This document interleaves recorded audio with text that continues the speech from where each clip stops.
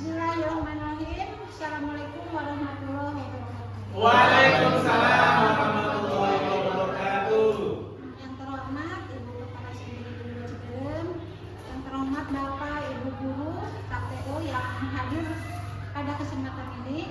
Alhamdulillah, puji syukur yang tiada hingga atas kebaikan dan rahmat Allah Subhanahu wa taala kita bisa berkumpul dalam kegiatan diseminasi untuk Bapak Toto dan Pak Dadan dalam PKB PJOK. Salawat dan salam semoga tetap tercurah limpahkan untuk junjungan kita Nabi Muhammad SAW. Dalam kesempatan ini ada beberapa hal yang akan disampaikan oleh Bapak Toto dan Pak Dadan sebagai peserta, sebagai pelaku dari kegiatan ini. Tapi sebelumnya ada sedikit sambutan yang akan disampaikan oleh Ibu Kepala Sekolah. Untuk itu, Ibu Kepala dipersilakan untuk sampaikan.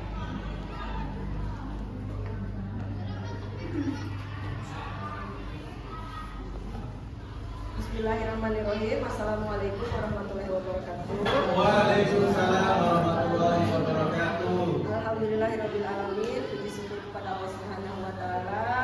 Pada kesempatan yang berbahagia ini kita akan melihat diseminasi dari peserta PKG dari SMP Negeri 2 Ciberem, yaitu Pak Toto dan Pak Dadan. Salawat dan salam kita limpahkan kepada kita Nabi Muhammad SAW yang telah memberi salam sehingga kita masih tetap dalam hidayah. Kemudian juga terima kasih Bapak Ibu Guru yang sudah menghadiri kegiatan diseminasi ini, di mana kegiatan ini bertujuan untuk menyampaikan rencana tindak lanjut dari kegiatan PKG, yaitu pengembangan kompetensi guru PJOK yang akan disampaikan oleh Pak Dadan dan Pak Toto, di mana beliau berdua sedang mengikuti kegiatan pelatihan kompetensi PJOK di secara daring ya Pak, secara daring dan luringnya di yang luringnya di SKB sebagian besar dilaksanakan secara daring. Untuk kegiatan ini dilaksanakan secara luring sehingga Bapak Ibu perlu memperhatikan, menyimak apa yang akan disampaikan oleh Bapak Toto dan Bapak Dadan. Semoga kompetensi Pak Toto dan Pak Dadan menjadi lebih baik lagi, di mana Bapak Toto dan Pak Dadan juga kita semuanya sebenarnya dituntut untuk menjadi lebih baik dan lebih baik lagi untuk mendidik putra-putri kita di sekolah.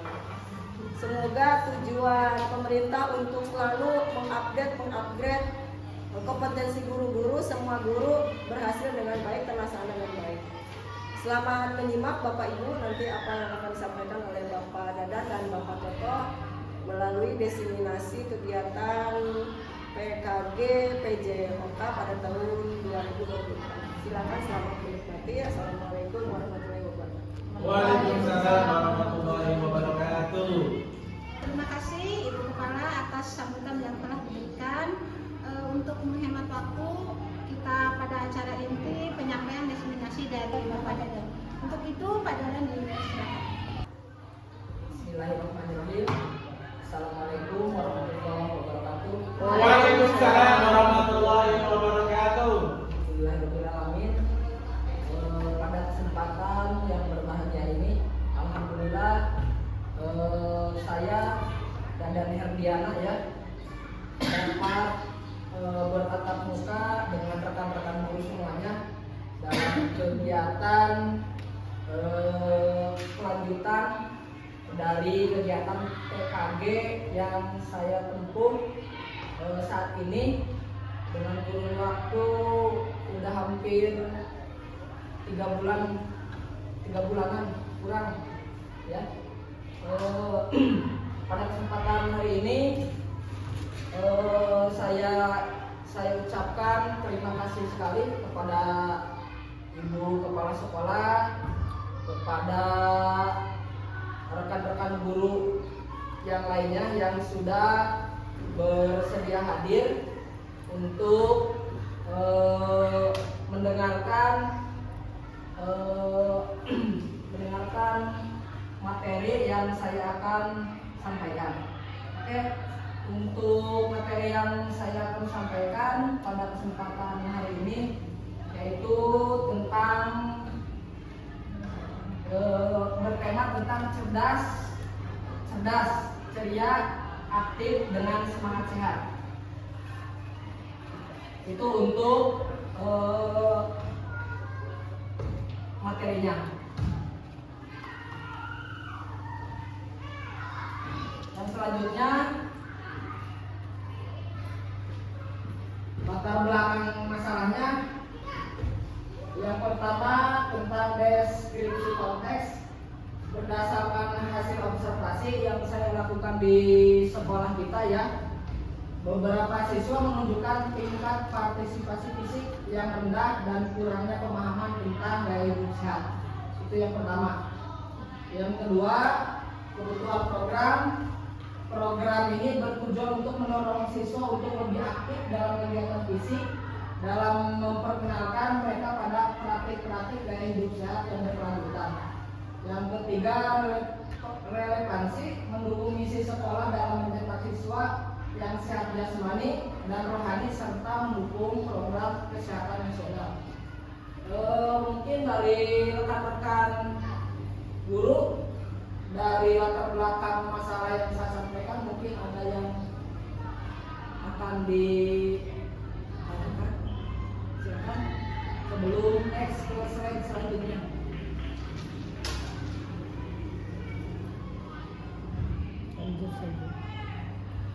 Lanjut dulu. Lanjutkan saja Pak. Ya, silakan Pak. Menarik sekali ya ini untuk kasusnya awalnya. Setelah diobservasi ada beberapa siswa mungkin yang jadi permasalahannya kurangnya pemahaman tentang gaya hidup sehat. Nah, pada dan sendiri langkah-langkahnya yang apa untuk menangani permasalahan yang Bapak sampaikan tadi. Oke, terima kasih ke Bapak Epul ya. Tentang yang pertama deskripsi konteks. Berdasarkan observasi, beberapa siswa menunjukkan tingkat partisipasi fisik yang rendah dan kurangnya pemahaman tentang gaya hidup sehat. Jadi yang Bapak tanyakan mungkin upayanya ya. Upayanya yang saya akan lakukan memberikan lebih banyak pemahaman tentang betapa pentingnya gaya hidup sehat itu bukan untuk saat ini saja Pak, tapi untuk sepanjang hayat atau sepanjang hidup. Artinya kebutuhan akan gaya hidup sehat itu sangat penting sekali ya untuk menunjang kehidupan kita selama melakukan aktivitas. Apapun itu aktivitasnya, kalau tubuh kita sehat, insya Allah berjalan dengan lancar. Mungkin itu Pak Ya, cukup. yang dapat saya sampaikan. Ya, Cukup untuk slide yang pertama. Lanjut ya. lanjut. Yang kedua, yang ketiga ya, tujuan program satu meningkatkan partisipasi siswa dalam aktivitas fisik. Yang kedua, membekali siswa dengan keterampilan motorik dasar dan lanjutan yang lebar. Yang ketiga, meningkatkan kesadaran akan pentingnya gaya hidup sehat. Silakan, mungkin ada yang akan ditanyakan kembali dari rekan-rekan. Ya, Bu, silakan Bu. Yang pertama yaitu meningkatkan partisipasi siswa dalam aktivitas fisiknya. Seandainya kebetulan memang ibu Ya. siswa yang fisiknya ini ya kurang tidak apa namanya bisa melakukan sesuatu hal. Apa yang Bapak akan lakukan ketika ada peserta didik kita yang fisiknya kurang untuk melaksanakan kegiatan yang akan Bapak rencanakan? Kurang mendukung atau ada sesuatu yang memang fisiknya kurangnya Bu, apa namanya, untuk kasus ibu, untuk penyelesaian masalahnya, jadi kita harus memisahkan setiap peserta didik sesuai dengan kemampuannya masing-masing. Jadi kita jangan memaksakan, misalkan yang lain, misalkan si A push up-nya bisa 10. Jadi kalau yang memang fisiknya kurang, jadi kita juga harus menyesuaikan dengan kemampuan tubuhnya. Dan dipaksakan disamakan dengan fisiknya yang sempurna gitu. Jadi harus dikasih apa ya kalau kayak gitu teh? Porsi. Ya, dikasih porsi masing-masing gitu Bu. Harus dipisahkan. Mungkin itu Bu untuk ini yang pertama.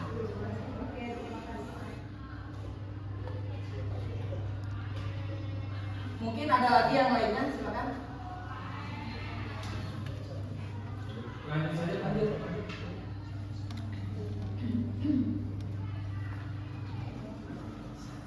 Kemudian yang selanjutnya capaian dan menghasilkan dan hasil yang diharapkan. Ada 3 ya di sini. Yang pertama partisipasi siswa. Makanya sesi olahraga mingguan dengan variasi aktivitas yang menarik. Hasilnya minimal 80% dari siswa berpartisipasi aktif dalam kegiatan fisik.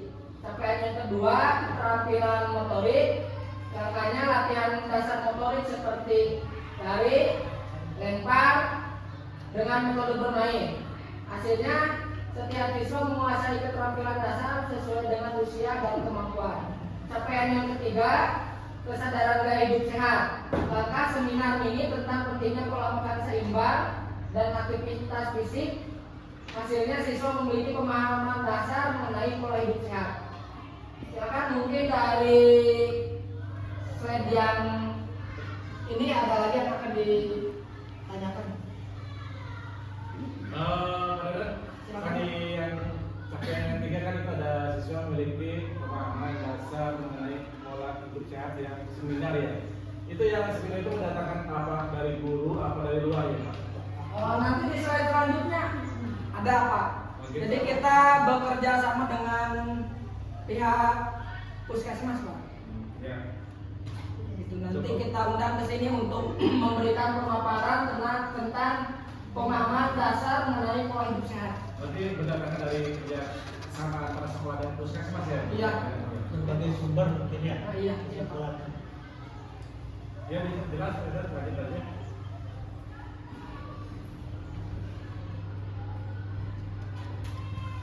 Yang selanjutnya struktur program dan mitra dalam komunitas belajar. Yang pertama struktur program ini dilaksanakan secara bertahap selama 1 minggu dengan kegiatan rutin harian yang bervariasi.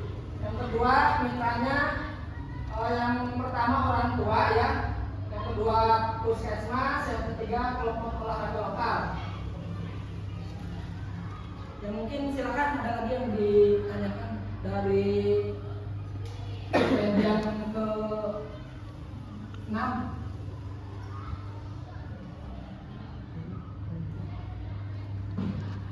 Dalam waktunya itu kan ada struktur program dilaksanakan secara bertahap selama 1 minggu dengan kegiatan rutin. Nah, itu seperti apa pelaksanaannya Pak Dedan? Gini ya Pak, misalkan kita hari Senin kan suka upacara ya Pak. Iya Pak. Jadi sehabis upacara kita jangan langsung membubarkan anak-anak Pak. Misalkan kita tadi seperti di slide yang awal ya Pak, untuk motorik yang ini, misalkan ada kegiatan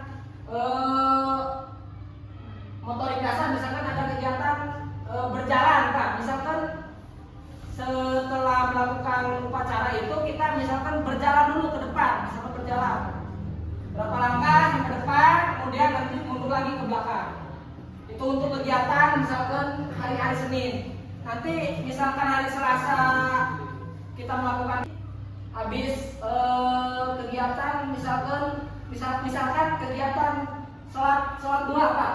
Gitu. Jadi jangan langsung dibubarkan, kita gunakan untuk kegiatan motorik dasar dulu Pak. Ya mungkin itu Pak yang bisa saya sampaikan Pak. Lanjut Pak. Lanjut ya jelas. Yang selanjutnya pernyataan tentang kapasitas yang dimiliki kelas dan sekolah. Kapasitas sumber daya, sekolah memiliki lapangan olahraga dan beberapa alat olahraga dasar. Yang selanjutnya komitmen siswa dan guru. Para guru PJOK serta wali kelas yang mendukung program ini melalui supervisi dan motivasi kepada siswa. Dukungan eksternal mulai dari orang tua siswa yang menyediakan makanan sehat untuk siswa dalam kegiatan sarapan sehat bersama. Silakan, mungkin ada yang ingin ditanyakan lagi dari slide ini.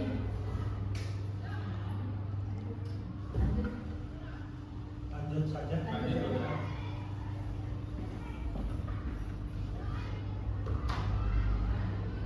Kemudian rencana evaluasi, ya, metode evaluasinya observasi langsung selama kegiatan berlangsung. Kemudian penilaian keterampilan motorik melalui permainan terstruktur. Terus yang selanjutnya kuesioner singkat untuk siswa dan orang tua tentang gaya hidup sehat. Kemudian indikator keberhasilan, tingkat partisipasi siswa, kemudian kemajuan keterampilan motorik siswa, tingkat pemahaman siswa tentang konsep gaya hidup sehat. Itu tentang rencana evaluasi. Ya Pak, silakan Pak. Menarik sekali untuk tentang metode evaluasi. Saya selalu menitik beratkan metode evaluasi. Nah, di sini kan ada observasi langsung selama kegiatan berlangsung. Otomatis kan penilaian olahraga itu diambil dari hasil praktek dari anak didik secara langsung.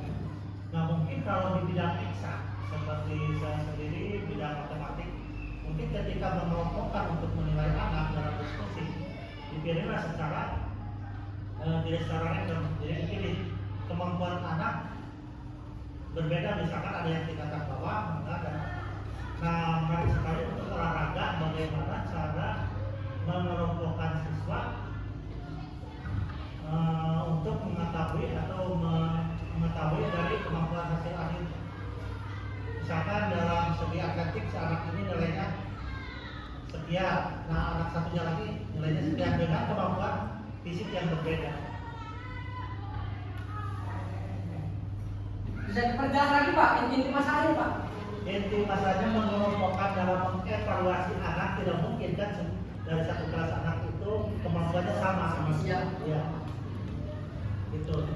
Jadi langkah mengelompokkan yang berdasarkan apakah random saja semua disamakan dengan tes evaluasi yang sama.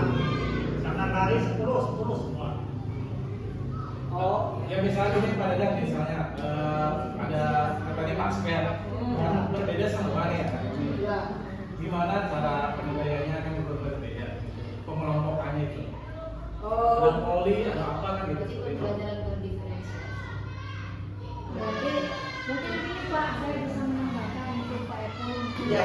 Maksudnya, jadi untuk tesnya ini bagaimana? Mungkin Pak Dadan bisa melakukan kita tes awal lari ya Pak. Iya. Misalnya dalam lari ini targetnya Bapak yang maksimal itu 10 menit dalam keliling lapangan 4 kali atau 5 kali misalnya dalam lapangan.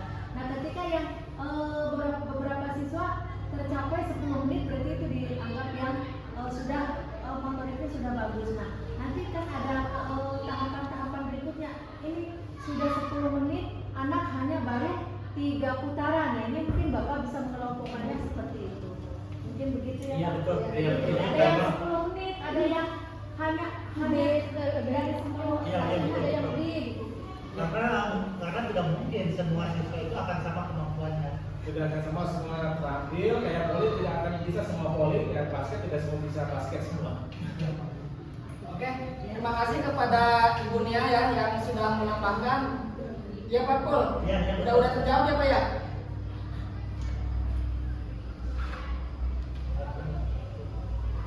Kemudian kemungkinan tantangan ya, beberapa siswa mungkin kurang tertarik dengan aktivitas fisik karena perbedaan minat.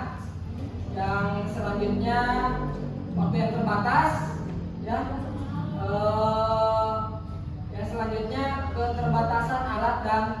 fasilitas.